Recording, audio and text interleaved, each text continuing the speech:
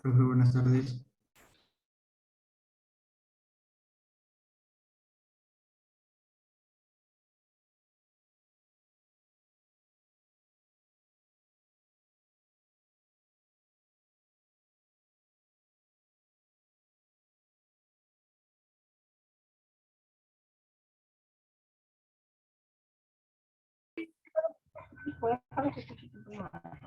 Sí, que se debe, no es mi culpa. Igual que eso.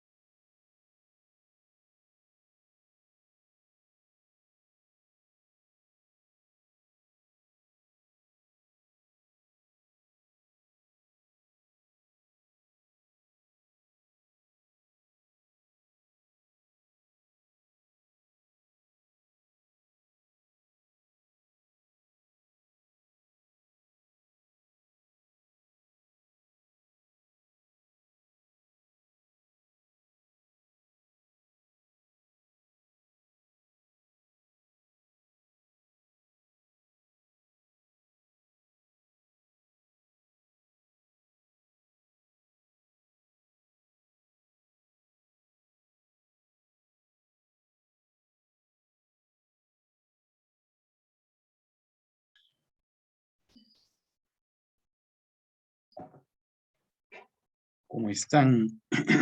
Carol Arteaga, Kevin, ¿cómo están? Snyder, Brian, David Vázquez, Antonio, Thaís, Carlos, Misaeli,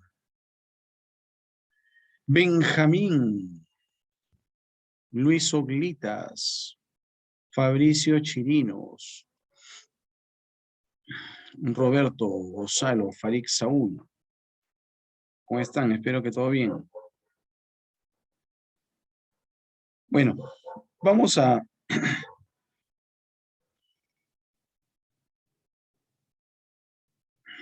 empezar ya a ver ya la filosofía antigua. A ver, recordemos algunas cositas que vimos la semana pasada, ya, a ver si te acuerdas. ¿Quién es considerado el primer filósofo? Pitágoras. Pitágoras. Tales de Mileto es considerado como el primer filósofo porque hizo el paso del mito al logos. Ahora, si te dicen quién fue el primero en llamarse filósofo, Pitágoras. ahí sí es Pitágoras. Ahí sí es Pitágoras. ¿Ya? Ahí sí es Pitágoras, ¿no? Pero si te dicen quién es considerado el primer filósofo, ese es Tales, por hacer el paso del mito a logos. ¿Cuál fue la primera explicación que encontró el hombre para el origen de las cosas? Mitos. Mito. El mito. Claro.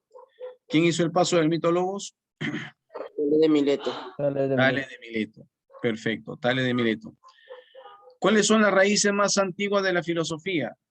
La cosmogonía y la La teogonía. teogonía. La cosmogonía y la teogonía. La cosmogonía y la teogonía. Según Tales de Mileto, el origen de las cosas estaba ¿en qué? Agua. Naturaleza, el agua. En la naturaleza, específicamente en el agua. En la naturaleza, específicamente en el agua. Muy bien.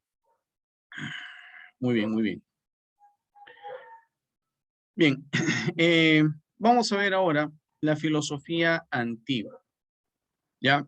Mira, la filosofía antigua, como tú verás ahí en la imagen, se divide en dos, ¿no? Tenemos filosofía antigua griega y filosofía helenístico-romana, ¿ya? Mira, la filosofía antigua griega a su vez se divide en tres periodos, que son el periodo cosmológico, el periodo antropológico y el periodo ontológico. Cada uno de estos periodos tiene una finalidad diferente. Por ejemplo, en el periodo cosmológico, ¿cuál va a ser la finalidad? La finalidad va a ser hallar el origen del mundo. Esa va a ser la finalidad, hallar el origen del mundo, el elemento del que estaban hechas todas las cosas, al que también le llamaron arge o arché. ¿Ya? Esa va a ser la finalidad del periodo cosmológico, hallar el origen del mundo, hallar el elemento del que se hacían todas las cosas, al que también le llamaron arge o arché. Esa es la finalidad del periodo cosmológico. ¿Ya? Ahora, en el periodo antropológico, la finalidad, ¿cuál va a ser? La finalidad va a ser conocer al hombre. Ojo, los primeros filósofos se preocuparon por saber cuál era el origen del mundo. ¿Ya? Esa fue la preocupación de los primeros filósofos, saber cuál era el origen del mundo, ¿no? Al que la llamaron arge o arché, ¿sí? Y en el periodo antropológico, la finalidad deja de ser el origen del mundo y pasa a ser más bien el conocimiento del hombre, ¿no? Conocer al hombre va a ser la finalidad de este segundo grupo de filósofos. Y el tercer grupo de filósofos que van a dar origen al periodo ontológico o sistemático o de las grandes filosofías sistemáticas, la finalidad va a ser separar las ciencias de la filosofía, hacer de que surjan las ciencias particulares. Los filósofos acá en este periodo van a preocuparse por saber o por separar la ciencia de la filosofía, por hacer crecer a las ciencias. Y ellos dijeron, oye, todas las ciencias están dentro de la filosofía. Acá vamos a encontrar en este periodo a Platón y Aristóteles. Y ellos dijeron, oye, todas las ciencias están dentro de la filosofía. Dentro de la filosofía está la matemática, la física, la biología, la economía, todo.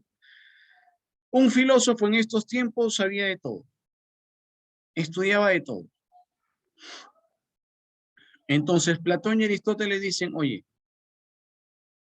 pero si las personas se encargan de estudiar de todo, entonces las ciencias no van a crecer. ¿Qué te parece si mejor hacemos de que hayan personas que se dediquen todo el día y todos los días solamente a las matemáticas? Que otro grupo de intelectuales se dedique solamente a la biología, que otro grupo se dedique solamente, o sea, que hayan especialistas, que hayan personas que todo el día y todos los días se dediquen a una sola rama. Entonces el conocimiento va a crecer, el conocimiento de cada una de esas ciencias crecerá. Van a tener personas especialistas, van a tener personas que se van a dedicar exclusivamente a eso. ¿Estamos de acuerdo? ¿Sí? Entonces, la finalidad de este periodo ontológico va a ser separar la ciencia de la filosofía con la finalidad de que el conocimiento crezca, de que el conocimiento mejore. Esa va a ser la finalidad de este periodo ontológico. Va a ser separar las ciencias de la filosofía, hacer de que surjan las ciencias particulares. Esa es la finalidad de este periodo ontológico. Entonces no te vayas a olvidar. En el periodo cosmológico, que es el primer periodo, la finalidad fue hallar el origen del mundo, el arge o arché. Luego, en el periodo antropológico, los filósofos se van a interesar por conocer al hombre.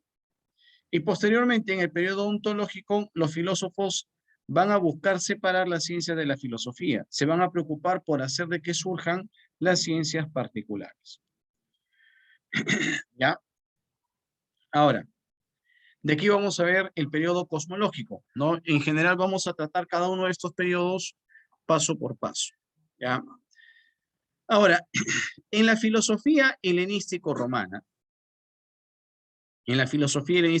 que es la segunda parte de la filosofía antigua, como te decía, ¿no? La filosofía antigua se divide en filosofía antigua griega y en filosofía helenístico-romana. En la filosofía helenístico-romana va a surgir de una fusión de dos culturas, Grecia con Roma. Pero esto se va a dar por una conquista. A ver, los que ustedes conocen, ¿no? Su historia universal. ¿Quién conquista a quién? Grecia a Roma, Roma a Grecia. ¿Cómo fue? Grecia. Roma, Grecia. Roma conquista a Grecia, claro. Roma fue el imperio más bravo de la antigüedad, ¿no? El ejército romano fue el ejército más bravo de toda la época antigua. Ejército temible, el ejército romano. Y los romanos conquistan a los griegos. Por eso, el helenístico romano significa la unión de Grecia con Roma, porque Roma conquista a Grecia. Pero, ¿por qué a los griegos se le llaman los helenos o helenísticos? Se llaman helenos o helenísticos porque por aquella famosa historia de la Ilíada, no sé si te acordarás, en donde los griegos viajan a Troya supuestamente a rescatar ¿a quién? A Helena. A Helena, ¿no es cierto? Entonces, cuando los barcos griegos ya estaban llegando a las orillas de Troya, los troyanos decían, oye, ¿quiénes vienen ahí? Ahí vienen los griegos. ¿Y por qué vienen? Vienen por Helena. Ah, entonces ahí vienen los helenos, ¿no? Y es por eso que a los griegos también les conocen como los helenos o helenísticos. ¿Ya? Bueno. Entonces, acá la filosofía helenístico-romana surge por esta fusión. Por esta fusión de estas culturas, ¿no? Porque Roma conquista Grecia, ¿no? Bueno.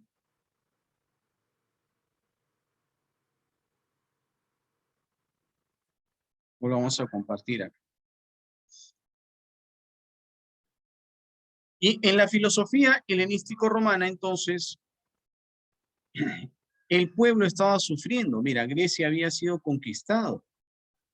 Estaba en un tormento, en un profundo dolor, estaba con la moral por los suelos. Ha sido conquistada. El pueblo estaba sufriendo. Y el filósofo se da cuenta de esto, se da cuenta del sufrimiento, y el filósofo va a hacer una filosofía orientada a levantarle la moral a su pueblo. Va a hacer una filosofía orientada a devolverle, aunque sea un poco de felicidad a la gente, esa gente que estaba sufriendo por la conquista. El filósofo va a buscar levantarle la moral a esa gente. Va a buscar devolverles, aunque sea un poco de felicidad. ¿De acuerdo? Por eso es que ahí te voy a poner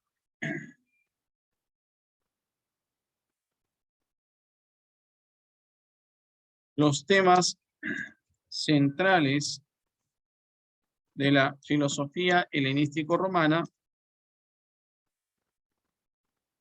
Fueron la moral y la búsqueda de la felicidad. ¿Ya? Los temas centrales de la FHR es filosofía helenístico-romana, ¿no? Fueron la moral, ¿no? Los filósofos buscaron levantarle la moral a la gente, y la búsqueda de la felicidad, ¿no? Devolverles aunque sea un momento de felicidad, porque la gente estaba sufriendo, ha sido conquistada. ¿De acuerdo?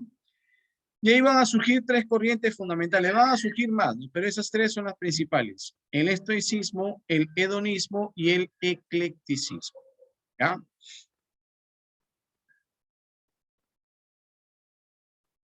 Bien. Ahora vamos a empezar a estudiar el periodo, cada uno de estos periodos, ¿ya? Al detalle. Vamos a empezar con el periodo cosmológico. Mira, el periodo cosmológico, también llamado presocrático, también llamado materialista, mecanicista o dialéctico, como tú te darás cuenta en el recuadro, tiene 5 escuelas, ¿no? En este periodo cosmológico se dieron 5 escuelas filosóficas. Ahí tú las tienes, la escuela jónica, la escuela eleática, la escuela pitagórica, la escuela polista y la escuela atomista. Y en cada una de estas escuelas hay filósofos que tenemos que conocer. Mira, ve, tenemos por ejemplo a Tales de Mileto, ¿sí? Para Tales de Mileto, ¿en dónde estaba el arjé? ¿En qué estaba el origen del mundo? Para Tales de Mileto, el arjé estaba en el agua. Y no te olvides que Tales de Mileto va a ser considerado el primer filósofo. Ya, Tales de Mileto va a ser considerado el primer filósofo. Luego tenemos a Anaxímenes, que decía de que el arjé estaba en el aire. Luego tenemos a Anaximandro, que decía de que el arjé estaba en el apeirón. Ahora, ¿qué entendemos por apeirón? Ahí te lo voy a escribir. Apeirón significa sustancia indeterminada, infinita. ¿Ya? Eso es apeirón. ¿Ya? Apeirón significa sustancia infinita, sustancia indeterminada. Según Anaximandro, había una sustancia que recorría el universo creando cosas. A esa sustancia le llamó apeirón. Según Anaximandro, esta sustancia era indeterminada. Justamente A significa sin, ¿no? A es un prefijo negativo. Y peire o peri significa alrededor. Por ejemplo, el pericardio, ¿no? Cardio es corazón, peri es alrededor. El pericardio es lo que está alrededor del corazón, ¿no es cierto? El perímetro, peri es alrededor, metro es medida, peri es alrededor, el perímetro es la medida que está alrededor de una área. Peri o peire significa alrededor, significa límites, ¿sí? A es sin, entonces apeirón es sin peire, o sea, sin peri, sin límites, sin alrededores, es decir, es algo indeterminado, es algo ilimitado, es algo infinito. Según Anaximandro, había una sustancia infinita, indeterminada, que recorría el universo creando cosas. A esta sustancia infinita le llamó apeirón. Era como una especie de divinidad, decía Anaximandro, ¿no? Era una especie de divinidad que recorría el universo creando cosas. El apeirón, ¿ya? También hay que recordar que Anaximandro va a ser considerado el precursor del evolucionismo. Anaximandro fue el primero en asegurar que el hombre proviene de un ser inferior. Según Anaximandro, el hombre proviene de los peces, ¿no? Él va a ser el primero en asegurar de que el hombre proviene de un ser inferior. Según Anaximandro, el hombre proviene de los peces. ¿Ya? De ahí viene el término apeirón, ¿no? ¿Ya? Entonces no te vayas a olvidar. Anaximandro aseguraba de que la vida se inició en el mar, ¿no? Entonces, si la vida se inició en el mar, entonces el hombre también proviene del mar, ¿no? Entonces probablemente el hombre antiguamente haya sido un pez, ¿no? Bueno, su idea, pues, ¿no? Entonces, imagínate tú antes una trucha, ¿no? Un paiche, una cabrilla, ¿no? Bueno, esa es la idea de Anaximandro, ¿no? Precursor del evolucionismo, aseguró que el hombre proviene de los peces. Y también hay que recordar que Anaximandro fue el primero en utilizar el término arjé. Ya, Anaximandro fue el primero en utilizar el término arjé. ¿Ya? Luego tenemos a Heráclito, que dijo de que el arjé estaba en el fuego. Heráclito da una teoría que ahí está también, se llama la teoría del devenir. ¿Qué dice en la teoría del devenir? Dice que un hombre no se baña 2 veces en las mismas aguas de un río. ¿Y por qué? ¿Qué quiere decir esta expresión? ¿Por qué un hombre no se baña 2 veces en las mismas aguas de un río? ¿Por qué un hombre no se baña dos La veces? corriente, el agua sigue constante, sigue corriendo. Claro, porque todo fluye, porque todo está en movimiento, porque las aguas ya no son las mismas. Supongamos, ¿no? Tú tienes ganas de bañarte, te vas al río ahorita, te bañas, de acá en una hora tienes calor, nuevamente quieres volver a bañarte, te metes al río, ya no van a ser las mismas aguas. Porque todo está en movimiento, todo está fluyendo, todo está cambiando. Nada se mantiene estático, todo cambia, todo fluye, todo se mueve. Sinónimo de devenir es cambio. Cuando Heráclito nos da la teoría del devenir, cuando Heráclito dice que un hombre no se baña dos veces en las mismas aguas de un río, quiere decir de que todo está cambiando. Quiere decir de que todo está en movimiento, de que todo cambia, de que todo fluye, de que todo se mueve. Por eso decía Heráclito su famosa frase, y ahí te lo voy a poner con mayúscula, decía: lo único constante es el cambio. Eso decía Heráclito, ¿no? Lo único constante es el cambio. ¿Qué quiere decir esto? O sea, lo único que nunca cambia es el cambio, ¿no? Lo constante es lo que nunca cambia, ¿no? Entonces, si él dice que lo único constante es el cambio, quiere decir que lo único que nunca cambia es el cambio. Entonces la gente le dijo: ¿cómo tú estás diciendo? ¿Tú estás loco? Tú me estás diciendo que lo único constante es el cambio. O sea, lo único que nunca cambia es el cambio. O compadre, ¿sabes qué? No te entiendo. Tus ideas son oscuras, le decían, ¿no? Por eso es que le pusieron el oscuro. Porque decían que sus ideas eran oscuras, es decir, no eran claras. Por eso le pusieron el oscuro. Y esto hacía de que Heráclito siempre ande triste, ¿no? Siempre ande meditabundo, ¿no? Meditabundo, ¿no? Por eso le pusieron el melancólico, ¿no? Así le conocieron a Heráclito, le conocieron como el oscuro, el melancólico. ¿De acuerdo? Ahora, van a aparecer los eleáticos, la escuela eleática. Se llamaba eleática porque pertenecía a la ciudad de Elea, ¿no? Tanto Parménides como Zenón fueron de Elea. Parménides de Elea y Zenón de Elea.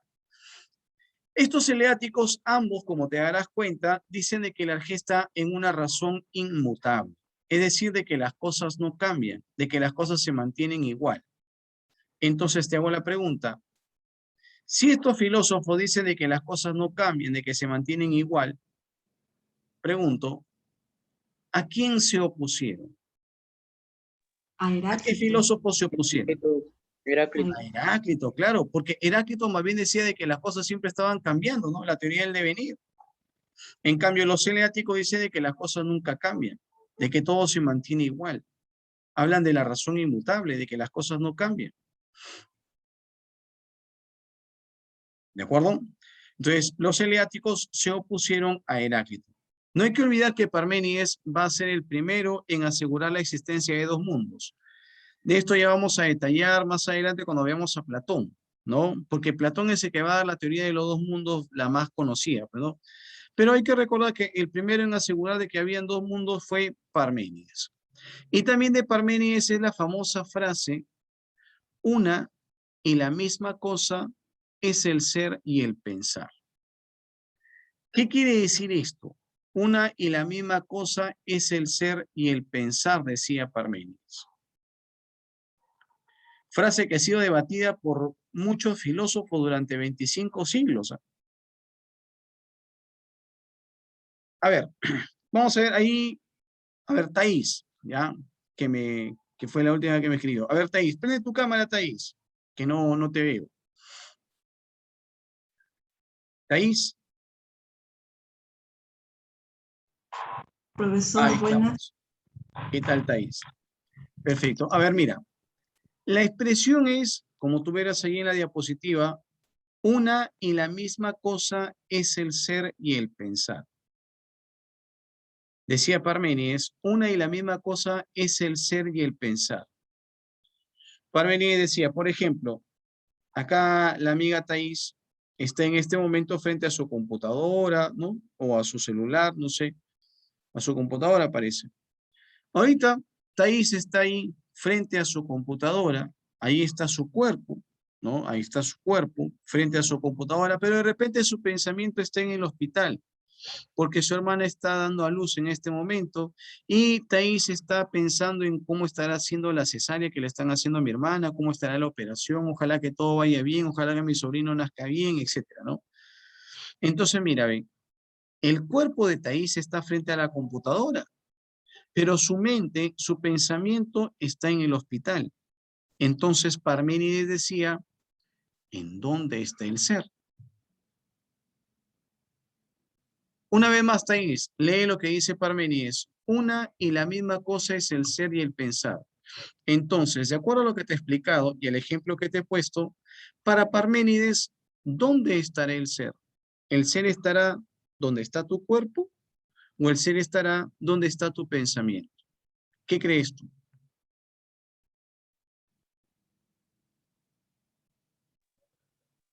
¿Dónde está el cuerpo? ¿Sí? No. O, o Parménides dónde- dice, una y la misma cosa es el ser y el pensar. Entonces, para Parménides, ser y pensar eran lo mismo. Es decir, tu ser estaba donde tu pensamiento estaba. ¿Te das cuenta, Thais? Tu cuerpo puede estar ahorita frente a tu computadora, pero tu pensamiento está en otro lugar, está en la clínica. Entonces, ¿dónde está tu ser? Según lo que dice Parménides, ¿ya te diste cuenta o no? Si él dice una y la misma cosa es el ser y el pensar, entonces el ser estará donde está el pensamiento. ¿Sí? ¿Todos me han entendido? ¿Les queda claro para todos? Esto ya ha sido pregunta de examen de admisión, ¿ah? ¿Todos me están entendiendo? No solamente Thais, sino que todos me captaron la idea. Sí se entiende, profe. ¿Sí? Sí, profesor. ¿Sí? Todo bien entonces. ¿Sí? Eso era lo que decía Parménides, ¿no? Una y la misma cosa es el ser y el pensar. Quiere decir de que, según Parménides, el ser estaba donde el pensamiento estaba. ¿Ya? Bien. Zenón de Lea también hay que recordar que era la paradoja de Aquiles y la tortuga, ¿no? Cosa que ya habíamos visto cuando vimos la historia de la lógica. Luego tenemos a Pitágoras, que decía de que el arjé estaba en los números y en las figuras geométricas. Pitágoras, no te vayas a olvidar, fue el primero en llamarse filósofo. Pitágoras fue el primero en utilizar el término filosofía como amor a la sabiduría, ¿no? Eso ya lo habíamos visto, ¿no? A ver, acuérdate, ¿quién nos contó esa historia de que Pitágoras fue el primero en utilizar el término filosofía como amor a la sabiduría? Cicerón. Cicerón. Cicerón, perfecto. ¿En qué obra? Cuestiones tusculanas. Excelente. En su obra Cuestiones Tusculanas. Correcto. Pitágoras fue quizás el personaje más influyente y más relevante de todo este periodo cosmológico. Fue el más respetado de este periodo. Pitágoras. Incluso él tenía discípulos, tenía seguidores que lo consideraban una deidad, una divinidad. Lo consideraban un ser superior. Los pitagóricos, más que una escuela filosófica, fueron una secta religiosa, en donde adoraban a Pitágoras como una divinidad. Lo consideraban así, como una deidad. Hay dibujos de la época en donde han dibujado a Pitágoras como si estuviera volando. Otros han dibujado a Pitágoras como dentro de una especie de nave, ¿no? Como que ascendiendo a los cielos. Otros lo han dibujado de carne y hueso como nosotros, ¿no? Otros dicen, no, de que eso es un mito nada más, ¿no? De que Pitágoras era un ser como cualquiera de nosotros, de carne y hueso, pero con una mente privilegiada, ¿no? Y que Pitágoras hizo cosas extraordinarias para su época, ¿no? Pitágoras, por ejemplo, fue el primero en decir que la Tierra tenía la forma esférica. El primero en decir que la Tierra tiene la forma redonda, y redonda como un plato, y que flotaba sobre el agua, ese fue Tales. El primero en decir que la Tierra tenía la forma redonda, pero redonda como un plato y flotaba sobre el agua. Pero el primero en decir que la Tierra tiene la forma esférica, como la conocemos ahora, fue Pitágoras. Pero en esos tiempos, para asegurar eso, solamente pudo haber sido desde el espacio. Hay dibujos que lo pintan a Pitágoras como si estuviera volando. Dicen que era una especie de ser superior, una divinidad. Otros dicen que era un extraterrestre. Mira, el primero en medir las pirámides fue Tales de Mileto. Él fue el primero en medir las pirámides. Sobre todo las tres principales, ¿no? Que son Keops, Kefren y Miserino. Pero el primero en hacer el cálculo exacto de las pirámides y al ojo nomás, ¿eh? Ese fue Pitágoras. Increíble. Lo de Pitágoras es una monstruosidad lo que hizo.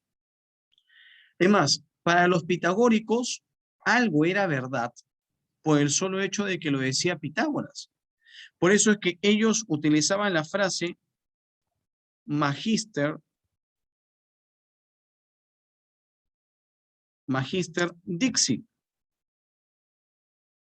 que significa si el maestro lo dice. ¿Ya? Que significa si el maestro lo dice.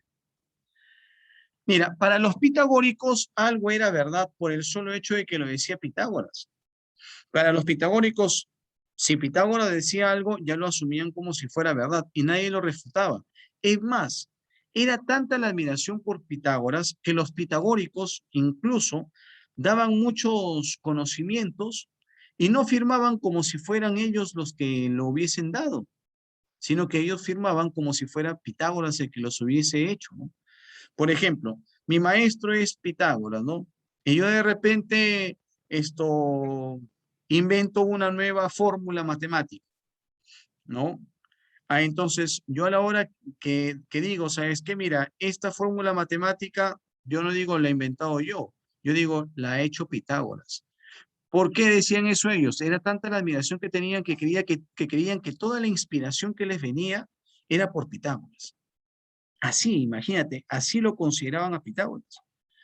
Por eso es que muchos dicen que incluso el teorema de Pitágoras no lo hizo el mismo Pitágoras, sino que probablemente lo hayan hecho sus discípulos. Así era. Ellos simplemente decían Magister Dixit, si el maestro lo dice. Para ellos las cosas eran verdad por el solo hecho de que lo decía Pitágoras. Aunque ustedes no lo crean. Así era de respetado Pitágoras en esta época, en el periodo cosmológico, en la época antigua. Considerado uno de los 7 sabios de Grecia, ¿no? De ese tiempo, ¿no? Los 7 grandes sabios, que aquí te los voy a mencionar en la práctica está. Ya, cuando hagamos la práctica, ahí vas a ver. Bien, sigamos. Luego tenemos a Empédocles, como tú verás ahí, ¿no? Empédocles que dijo de que el arjé estaba en 4 elementos: agua, tierra, fuego y aire, ¿no? Decía también Empédocles, ahí te lo voy a poner.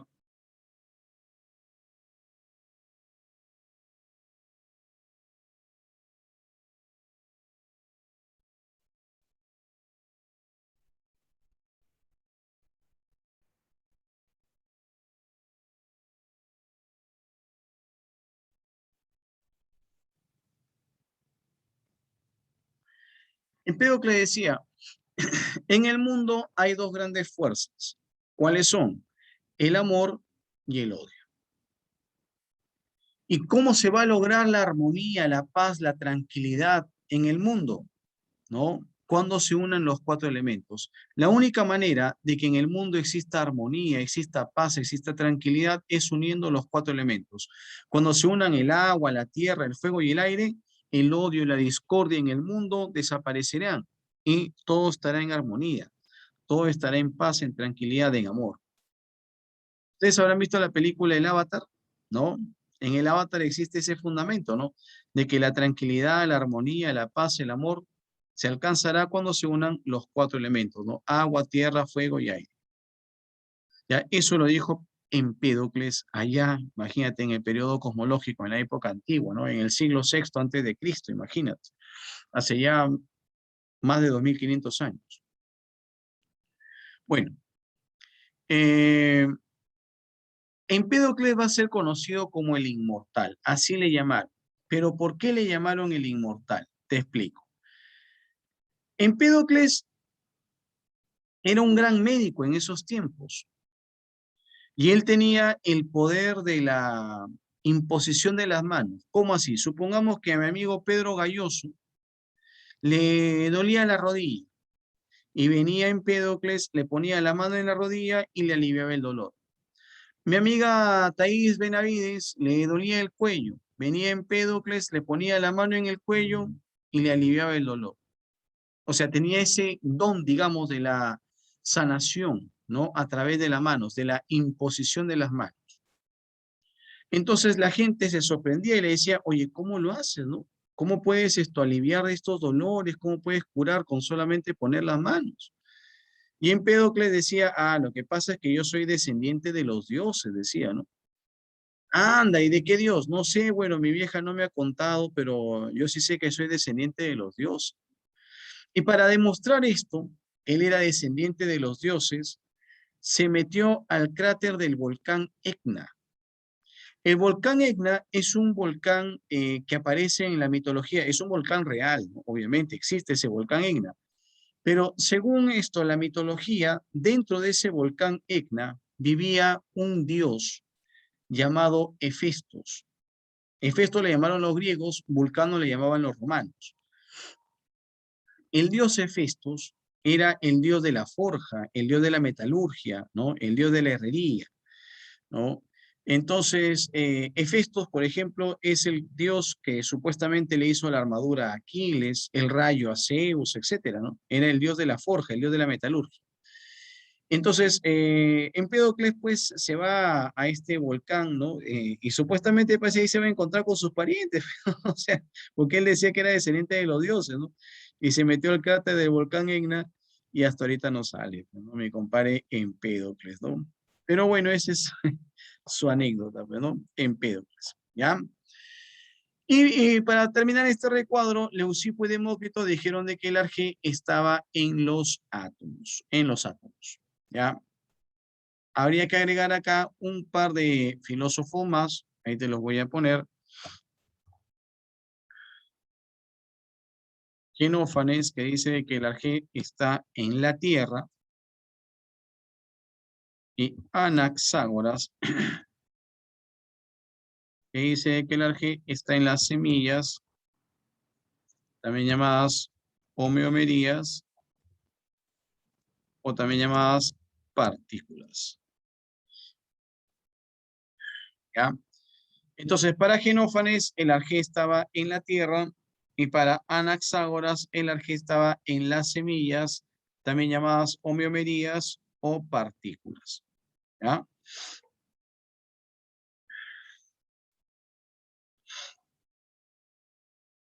Bien, ¿han entendido este periodo cosmológico? ¿Les queda claro hasta acá, muchachos? ¿Todo bien? Sí, Sí, profe, todo profesor. bien. Sí, profesor. ¿Hay alguna duda? ¿Todo está bien? ¿Todo bien? Todo bien, profesor. Sí, perfecto. Todo claro, profesor. Listo, correcto. Sigamos. Luego entramos pues acá a este periodo antropológico, ¿no? Que es el segundo periodo, ¿no? Este es el periodo ya antropológico. Acá en este periodo ya te había contado que la finalidad va a ser conocer al hombre, ¿no? En eso se van a centrar los filósofos del periodo antropológico, en conocer al hombre. Y acá van a aparecer Sócrates y los sofistas. El día de hoy trabajaremos a el gran Sócrates de la ciudad de Atenas. Mira, Sócrates va a ser conocido como el fauno. ¿Y sabes tú por qué le pusieron el fauno? Por feo. Por feo. Claro, por su extraordinaria fealdad. Sócrates era extraordinariamente feo. Incluso han habido escritores que se burlaban de su fealdad, ¿no? Sócrates no era feo, sino que ya era abusivo, ¿no? Era extraordinariamente feo. ¿Ya? Imagínate que dicen que cuando iba a dormir, él apagaba la luz y el cuco la encendía, ¿no? Era extraordinariamente feo. También le pusieron el partero de almas. ¿Y por qué le pusieron el partero de almas? Porque él era hijo de una partera. En esos tiempos no existían pues obstetras, ginecólogos, que sean las personas indicadas para traer un niño al mundo, ¿no? Para ayudar pues a la mamá en el momento del parto, ¿no? No existía una obstetra, por ejemplo, en esos tiempos. Las personas que ayudaban a parir se llamaban parteras, le decían parteras, o también le llamaban curiosas, ¿no? Parteras o curiosas le llamaban. Por ejemplo, en el Perú le llamaban curiosas, ¿no? Y la mamá de Sócrates fue una partera, muy conocida en la época, ¿no? Llamada Feneret, ¿ya? Entonces, Sócrates decía, mi madre trae al mundo personas, yo traigo al mundo ideas, decía Sócrates, ¿no? Por eso le pusieron el partero de alma, ¿no? Porque él decía que traía al mundo ideas. Mientras que su madre traía al mundo a personas, él traía al mundo ideas, ¿ya? El partero de almas. También le llamaron el no solitario, porque Sócrates nunca andaba solo. Siempre a todos los lugares iba con sus discípulos. Y además que Sócrates no tenía lugar de enseñanza definido. Enseñaba en cualquier lugar. Por eso es que siempre había alguien que lo escuchaba. Él enseñaba en lugares públicos, en plazas, en parques, en las calles, en cualquier lugar. ¿Ya? No tuvo lugar de enseñanza definido. Su método principal es el diálogo. Y dentro del diálogo vamos a tener la mayéutica y la ironía. Te voy a escribir ahí en el chat acerca de la mayéutica y la ironía. ¿Ya? Vamos a empezar primero con la mayéutica.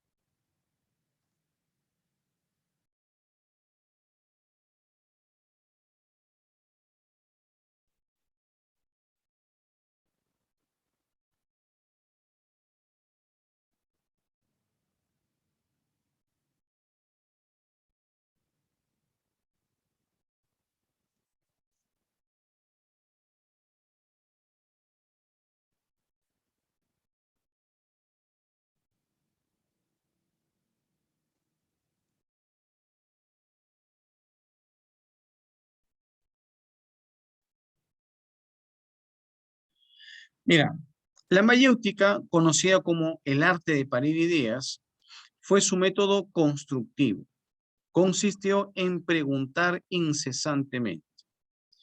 En la mayéutica, Sócrates tenía el discípulo pregunta tras pregunta, tras pregunta, tras pregunta. Preguntaba incesantemente. Ahora, ¿pero qué pasaba cuando el discípulo no sabía la respuesta o se equivocaba en la respuesta? Ahí Sócrates aplicaba su segundo método, que era la ironía, ¿ya? Entonces, en la mayéutica consistía en preguntar incesantemente, ¿no? En la mayéutica, Sócrates tenía el discípulo pregunta tras pregunta, tras pregunta, tras pregunta, ¿no? Preguntaba incesantemente, ¿sí? Ahora, ¿qué pasaba cuando el discípulo no sabía la respuesta o se equivocaba en la respuesta? Ahí venía la ironía, ¿ya? Ahí te voy a escribir acerca de la ironía.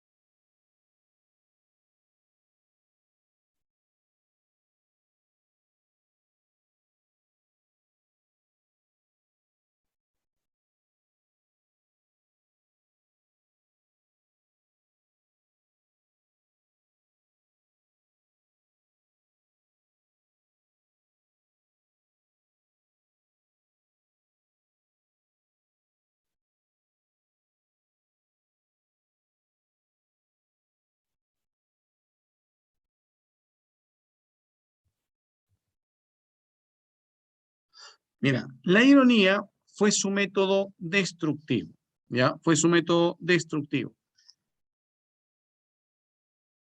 Y este método, ¿ya? De la ironía lo va a emplear, ¿ya? Lo va a emplear de tres formas. Como burla, para hacer dudar e interrogar disimulando. ¿Cómo así?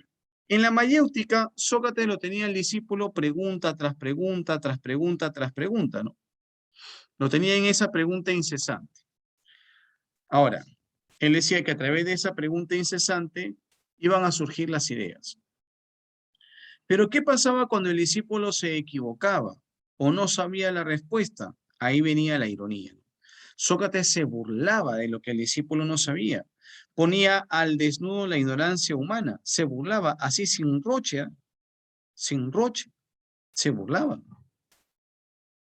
Otras veces se empleaba la ironía para hacer dudar al discípulo. Por ejemplo, ¿no? Te decía, oye, a ver esto, David, dime tú, ¿quién es considerado el primer filósofo? Y David decía, Tales de Mileto, maestro. Y Sócrates lo miraba a David y se reía. Y David decía, pero es Tales de Mileto, maestro, ¿por qué se ríe? Y Sócrates lo miraba de pies a cabeza y más se reía todavía. Pregunto, ¿esto qué iba a originar en el discípulo? Duda. ¿Qué dudas? La duda. Duda, claro. Esto iba a originar en el discípulo una duda. Esta era otra forma de emplear la ironía, haciendo dudar al discípulo. Y la tercera era interrogar disimulando, ¿no? Sócrates se iba a los lugares donde sabía que a él no lo conocían, lugares donde la gente no era muy culta, que digamos, y se hacía el corcho, ¿no? El que no sabía nada. Y decía, ay, ¿cómo habrá surgido el mundo, no? Y la gente empezaba a dar sus opiniones, ¿no? Y al rato Sócrates, ja, se soltaba la risotada, ¿no? Ja, mira, Defesio, mira lo que has dicho, no vales para nada. Mira la cochinada que te has dicho, mira que Defesio. Y así, y Sócrates se burlaba de la ignorancia de las personas. Interrogaba disimuladamente para burlarse, ¿no? Se hacía él el que no sabía nada con la intención de después reírse de las opiniones de las personas. Es por eso que mucha gente le tenía bronca. Y encima era feo. Bueno, ya. Como te decía, no escribió obras, pero sí dejó frases muy famosas. ¿Cómo qué frases? Solo sé que nada sé, conócete a ti mismo, habla para conocerte, la virtud conduce al bien y la ignorancia al mal, dentro de otras muchísimas frases más. Pero ya nos ha venido en el examen. De las frases empleadas por Sócrates, hubo una que es muy famosa y que no fue original de él, sino que él le gustó, le agradó y la empezó a emplear y la utilizó tanto y la hizo tan famosa que muchas personas hasta el día de hoy consideran de que esa es una frase socrática, cuando no es así. ¿Qué frase es esa? ¿Sabes? Solo sé que nada sé. Conócete a ti mismo. Esa es. La frase es, conócete a ti mismo. Esta frase no es propia de Sócrates. Esta frase se encontraba en el frontis del templo de Apolo, en la ciudad de Atenas, ¿no? Entonces, Sócrates vio la frase y le pareció muy interesante y la empezó a utilizar. Y la hizo tan famosa que muchas personas hasta el día de hoy creen que fue una frase propia de él, ¿no? Pero eso no es así. Es la frase, conócete a ti mismo. En la ciudad de Delfos, ¿no? Dentro de Atenas, que era una ciudad de estado, ¿no? ¿Ya? Ahí justamente estaba el oráculo de Delfos, ¿no? Pues en la ciudad de Delfos, donde supuestamente el dios Apolo venció a la bestia Pitón, ¿no? Una bestia salvaje. Y allí Apolo fundó el ónculo, ¿no? El ónculo es el ombligo del mundo, la mitad del mundo, ¿no? claro, en la mitología griega, pues, ¿no? Y ahí, pues, salía una criatura, ¿no? Que había sido derrotada, pues, ¿no? Por Apolo y había sido enclaustrada, ¿no? La criatura de Pitón, ¿no? La cría de Pitón. Por eso le llama pitonisa, ¿no? A esta criatura que salía de la ciudad de Delfos, del medio supuestamente del mundo, del ónculo, y empezaba a hablar en lenguas, ¿no? Por eso le llaman la pitonisa en el oráculo de Delfos, ¿no? Por eso le llama oráculo de Delfos, ¿no? Adivinaba supuestamente qué era lo que iba a pasar, ¿no? Esta pitonisa decía que era lo que iba a pasar con el destino de las personas, ¿no? Bueno, ya sabes tú, Sócrates, mira, va a ser considerado el padre de la ética, ¿no? Ya lo habíamos dicho, Sócrates es el padre de la ética y su finalidad, como ahí está en la diapositiva, fue conocer al hombre y lograr el perfeccionamiento del hombre a través de la moral, ¿ya? Para Sócrates lo más importante de la filosofía era la parte moral, era de que iba a conducir a las personas hacia la conducta correcta, ¿ya? Entonces no te voy a olvidar que Sócrates, ahí te lo voy a poner, es el padre de la ética, ¿ya? Su finalidad fue conocer al hombre y lograr el perfeccionamiento del hombre a través de la moral, ¿sí? Ahora, Sócrates va a ser monoteísta. Cuando en estos tiempos en Grecia había el politeísmo, o sea, habían varios dioses, y Sócrates era monoteísta, es decir, aseguraba de que había un solo Dios. Pero ojo, Sócrates era monoteísta, pero respetaba las diversas creencias de las personas, ¿no? Es como de repente, ¿no? Mi amigo Pedro Galloso cree que el Dios único y verdadero es Alá, pero respeta a Thais, que cree que el Dios es Jehová, respeta a Davis, que practica el budismo, etc. O sea, así era Sócrates. Él decía de que había un solo Dios, pero respetaba las creencias de las demás personas. Pero el problema es de que en Grecia había un politeísmo y todos los gobernantes de la antigüedad habían dicho que eran descendientes de los dioses. Todos los gobernantes lo han hecho. Lo han hecho los egipcios, el faraón decía que era Horus vivo. Lo han hecho nuestros incas, por ejemplo. El inca decía que era hijo del sol. Lo han hecho los griegos, pero los griegos tenían muchos dioses y cada gobernante decía que era descendiente de un dios. El gobernante de Agrigento decía que era descendiente de Olo. El de Elea decía que era descendiente de Hermes.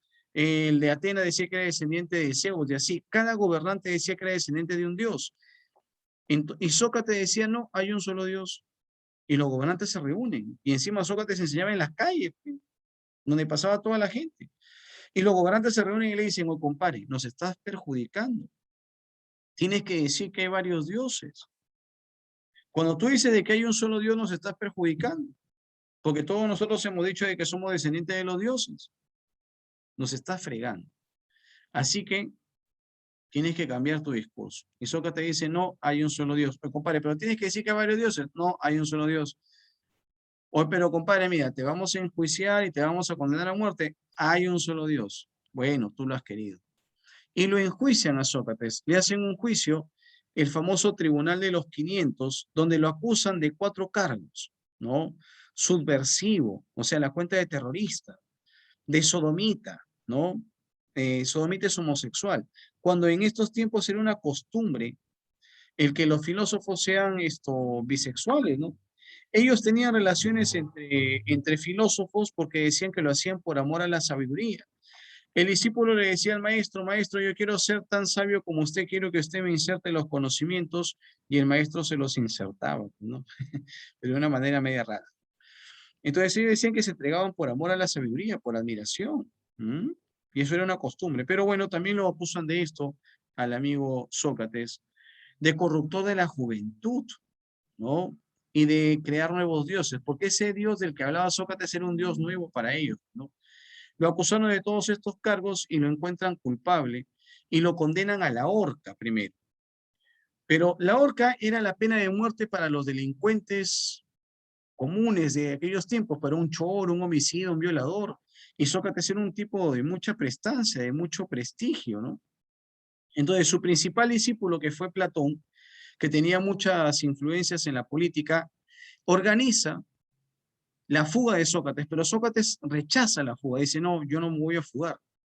Yo soy un maestro de la ética y tengo que respetar las normas. Y bueno, Platón le dice, bueno, maestro, ya está bien, si usted ha escogido la muerte, ya está bien, lo respeto, pero no va a morir en la horca, le dice, donde en la horca mueren pesquines, los choros, los homicidas, usted es un gran hombre de la sabiduría. No puede morir como un delincuente cualquiera.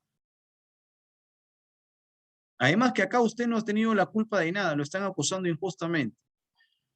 Y Platón organiza el cambio de pena. Y le cambian la pena de muerte a Sócrates. El de la horca se lo cambian por la muerte de beber la cicuta. La cicuta es una fruta venenosa, de cuyo jugo sale un veneno letal, ¿no? Y esta era la pena de muerte que le daban a la gente importante de aquellos tiempos. Si algún político, algún intelectual, algún hombre influyente en aquellos tiempos era condenado a muerte, le daban la pena de beber la cicuta. Esa era la pena de muerte para la gente importante de aquellos tiempos, el beber la cicuta. Entonces, le cambian esta pena y Sócrates va a ser acusado por el Tribunal de los 500. En estos tiempos, para juzgar a alguien importante, convocaban 500 personas o más del pueblo griego para que juzguen a la persona. Y 282 personas votaron en contra de Sócrates y por eso es que fue condenado a muerte. Y antes de morir le conceden una última gracia, ¿no? Una última voluntad. Sócrates pide dar un último discurso a sus seres más cercanos, ¿no? A sus familiares, a sus amigos más allegados, ¿no? A sus mejores discípulos. Da su último discurso y eso ha sido pregunta de examen de admisión en todas las universidades. El último discurso que da Sócrates antes de morir es la inmortalidad del alma. Sobre la inmortalidad del alma trató el último discurso que dio Sócrates previo a su muerte. Terminó su discurso, cogió su vasito con jugo de cicuta, se lo tomó y murió en el acto. Bueno, bien entendido la clase de hoy, ha quedado todo claro, les ha gustado, todo bien, todo claro. Todo bien, profe, todo claro. Todo bien, profesor. Profesor, todo bien. Todo claro, profe. Bien, muchachones, bien, perfecto, perfecto. ¿Ya? Entonces, bueno, ha sido un gusto, nos vemos hasta la próxima sesión, pues, que les vaya bien, cuídense y estudien mucho. ¿Ya? Estudien mucho, estudien mucho. Nos vemos. Hasta luego, profesor. Hasta luego, profesor, cuídese. Hasta luego, Hasta luego, muchachos, profe, cuídense. cuídese. Que le vaya muy bien, que le vaya muy bien. Nos vemos.